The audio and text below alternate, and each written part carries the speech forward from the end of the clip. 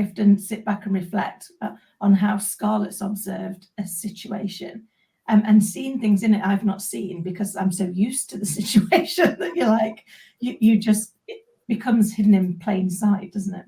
Yeah, no, I think you're absolutely right. I'm certainly finding that with my two as well.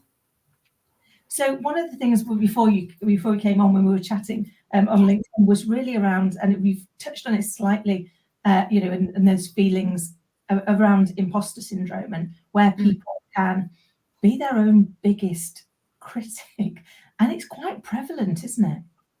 Yeah, I mean, it's definitely something that I struggled with when I was in corporate. I still struggle with now, if I'm honest. You know, being a business owner isn't an easy ride always, is it? So I think particularly in corporate, I didn't realize that it was a thing. Like, I don't think I ever heard people talk about imposter syndrome, or even that people were particularly struggling.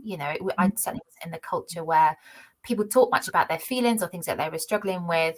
And I think for me, imposter syndrome showed up a lot more the higher up the corporate ladder I got. So, you notice it, you're being called into CEO's office, and you're presenting to the exec team of Barclays, and, these things that actually I was fine doing. I was able to hold my own and I did a good job, but the inner critic obviously has a field day. What are you doing here? Who do you think you are doing this?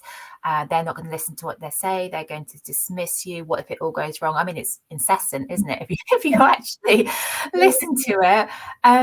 And I think over time, I didn't really have any tools or techniques of what to do with that. I just thought that it was me. And I think for me, a lot of my inner critic came because I was almost like the first like trailblazer in my family. I didn't come from a particularly academic or professional kind of family, as it were, and so there was always that "who do you think you are" kind of voice that I struggled with when I was younger, and I think some of that does carry across into coaching.